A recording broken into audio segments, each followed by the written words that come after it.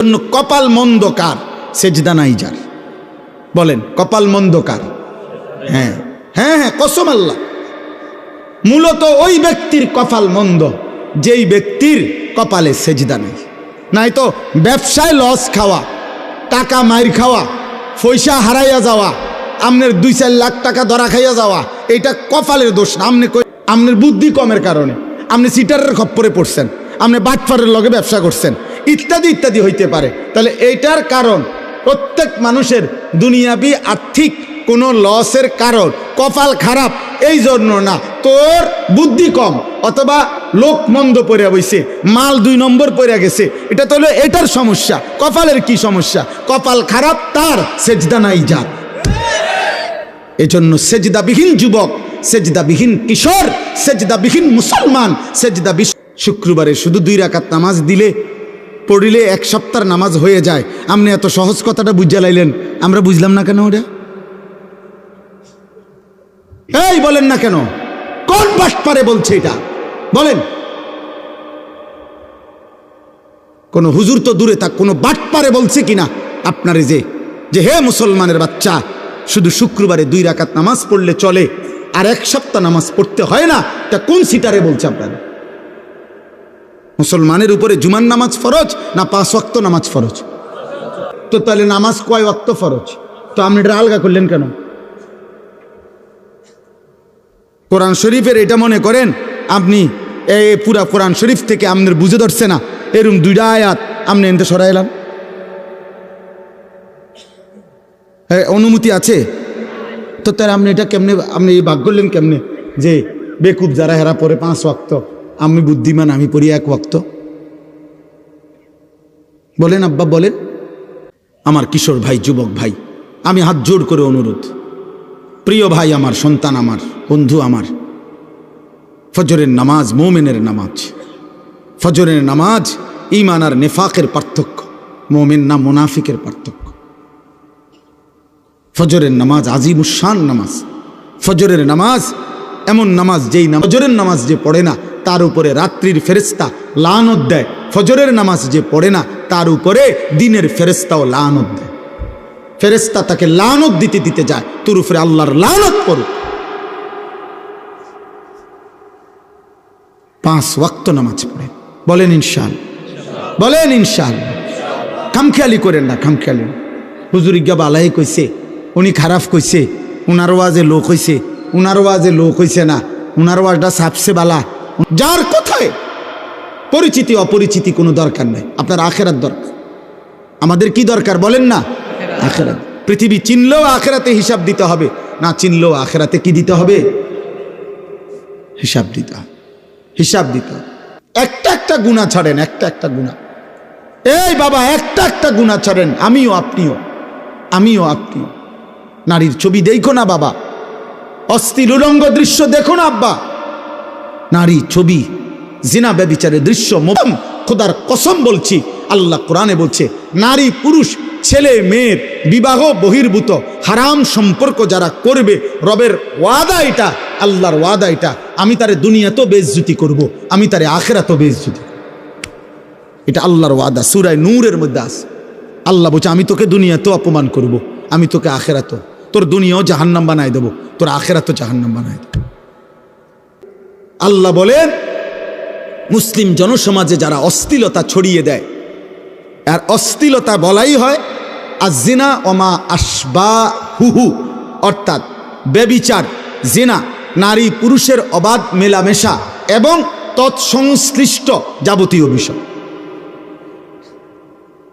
নারী পুরুষের, ছেলে মেয়ের বিবাহ বহির্ভূত গুনার যত সম্পর্ক, রাতের পর রাত জেগে কথা বলেন, উলঙ্গ ছবি দেখেন, নর্তকীর নাচ দেখেন, অথবা জিনা করেন, নিজের হাত লজ্জাস্থানে নাপাক ব্যবহার করেন, কিংবা যাই করেন, শাহওয়াতের যা, এটা অশ্লীলতা, এটা অসভ্যতা, এটা বেহায়াপনা। পৃথিবীর কোন সভ্য সমাজে, মানবতার কোন সমাজে অশ্লীলতাকে, অসভ্যতাকে, নারী পুরুষের অবাধ যৌনাচারকে পৃথিবীতে কখনোই কোথাও ভদ্রতা বলা হয় নাই, কোনো বেঈমানও বলে নাই। বেপর্দা ছেলে মেয়েরা যত অত্যাধুনিক পোশাকে পড়ুক, যত অত্যাধুনিক ফ্যাশনই করুক, যত রঙে ঢঙ্গে নাচুক না, ওরা অসভ্য অসভ্য অসভ্যই থাকবে। এটা ভদ্রতার যত রঙই লাগান, তো এটা সবটা অসভ্যতার রঙই, দুর্গন্ধ, পায়খানা বাড়বেই, দুর্গন্ধ বাড়বেই। অতএব কোনোভাবেই এটা করা যাবে না। একটা যুবক ভাই, তোমার চরিত্র তোমার জীবনের মূল পুঁজি, তোমার আখলাক তোমার জীবনের মূল পুঁজি। একটা নারীর কাছে হেরে গেলা, লজ্জাস্থানের চাহিদার কাছে হেরে গেলা, আহা, এর চাইতে বড় কাপুরুষ আর কেউ হইতে পারে না। বেটা, আমি একটা পুরুষ বেটা, আমার হাতে পৃথিবী গড়বে, আমার হাতে দেশ গড়বে, আমার হাতে জাতি গড়বে, আমার হাতে সংসার গড়বে, আমার হাতে পৃথিবী গড়বে। জীবন মানে শুধু ছবি, জীবন মানে শুধু একটা বেডি দেখা, উলঙ্গ দৃশ্য দেখা, বেটা অপদার্থ বেটা, আকামলা কোথাকার বেটা। জীবনের কোনো অর্থই তো জানো নাই বেটা, জীবনের কোনো উদ্দেশ্যই তো চেনো নাই। নারীর চাহিদা, নারীর প্রয়োজন, এ তো আল্লাহ তাআলার ওয়াদা। আল্লাহ বলছে, বান্দা আমি তোমার বৈধ চাহিদা পবিত্র বিবাহের মাধ্যমে আমি পূরণ করে দেব, এটা আমার ওয়াদা। ওয়াদা। এই পৃথিবীতে আমরা এই মানুষগুলো বিবাহের পবিত্র সম্পর্ক যদি না হতো, তো এই সম্পর্কের পবিত্রতার মাধ্যমেই আমরা আসছি না। কথা বলেন না কেন? আমি কোনো মা বাবার সন্তান না, তাহলে এক স্বামী স্ত্রীর পবিত্র ভালোবাসার সন্তান আমি অনুরোধ করছি আমার যুবক ভাই, আখলাকের হেফাজত করো, আখলাকের হেফাজত করো। গান বাদ্যের আড্ডা, গায়িকা নায়িকার আড্ডায়, মোবাইলের মাধ্যমে হোক, কোনো গানের আড্ডা, কোনো নর্তকীর আড্ডা, কোনো ছবির আড্ডা, কোনো নৃত্যের আড্ডা, কোনো বাদ্যযন্ত্রের আড্ডায় কোনোভাবে ভাইয়া অংশগ্রহণ করো। গান শোনা প্রকাশ্য পাপ। তিনি বলছেন গান শুনে মজা পাওয়া এটা কুফরি,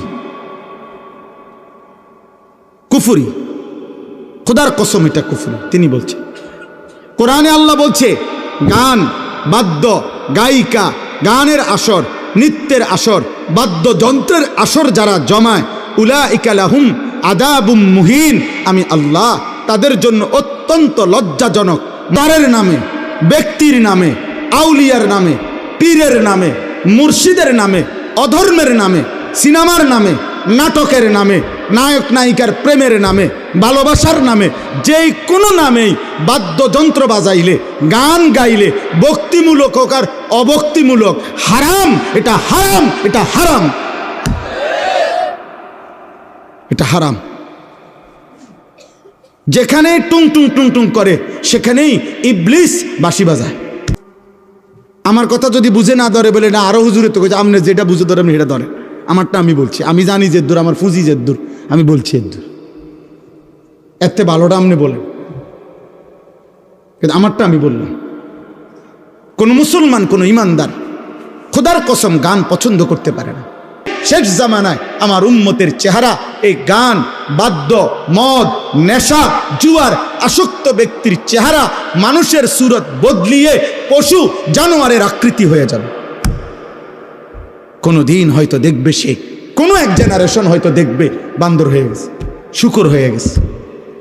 আল্লাহ মাফ করে দেন।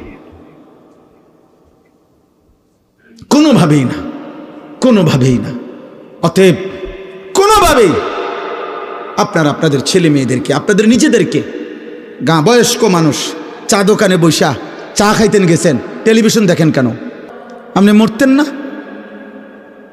আপনি কবরে যাইতেন না?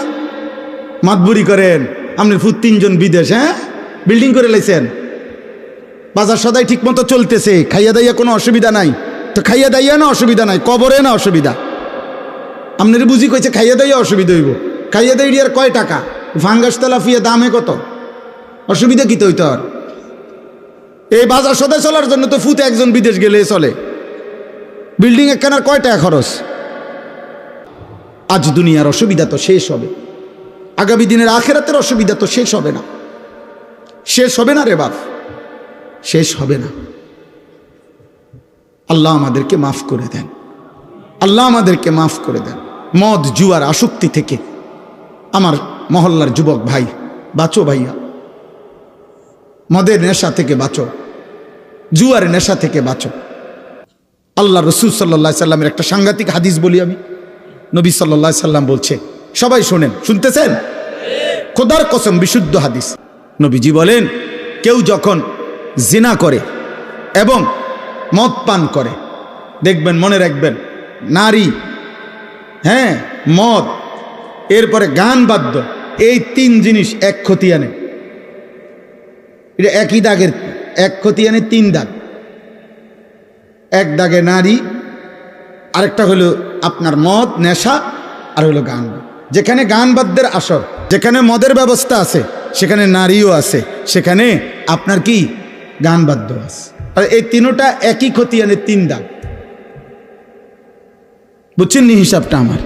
আল্লাহ রসুল সাল্লাল্লাহু আলাইহি সাল্লাম বলেন, যে জিনা করে এবং মদ পান করে, তো আল্লাহ তার কলিজার থেকে ঈমানকে এভাবে টেনে বের করে ফেলে, মানুষ তার গায়ের থেকে জামা যেভাবে খুলে ফেলে। আল্লাহ নবী সাল্লাল্লাহু আলাইহি ওয়াসাল্লাম বলছেন, যে ব্যক্তি মদ এবং জুয়ায় আসক্ত, আল্লাহ নবী বলছে তার দুইটা পাপ মারাত্মক। মদে আসক্ত ব্যক্তি, জুয়া খেলে যারা, জুয়া, মোবাইলে জুয়া হোক, বাইরে জুয়া হোক, অথবা এই বেট বাজি ধইরা বিভিন্ন রকম খেলে, কোথায় জুয়া এখানে ধরে। অনলাইনে লাখ লাখ যুবক এখন অনলাইনে জুয়া খেলে, মোবাইলে। বাবারা জানেও না, বাবা জানেও না, এবার টাকা টাকা দেয়, ওনার টাকা দিয়ে এমবি ঢুকায়, ওনার টাকা দিয়ে। আহা বাবা, এত খামখেয়ালি, এত মস্কারি হাসরের ময়দানে টিকবে না। আমি বুঝছি না। না বুঝছেন না, আপনি বুঝছেন, আপনি 14 গোষ্ঠী বুঝছে, আপনি বুঝেন না। আপনার ছেলে এক ওয়াক্ত নামাজ পড়ে না, ওই কি করে আপনি বুঝেন না? বেনামাজি ছেলে 24 ঘন্টা মোবাইল দিয়া, ওই সারা রাত মোবাইলে আপনার ছেলে আব্দুল কাদের জিলানির ওয়াজ শোনে, আপনি বুঝেন না। আপনি চিরা খান, আপনি সহজ কথা বুঝেন, 100 বার বুঝেন। আমারে আপনি 900 বললে, আপনারে আমি 900 বললে হবে না। আখেরাত, আখেরাত, ওইখানে কি বলবেন সেটা ভাবে, সেটা ভাবে।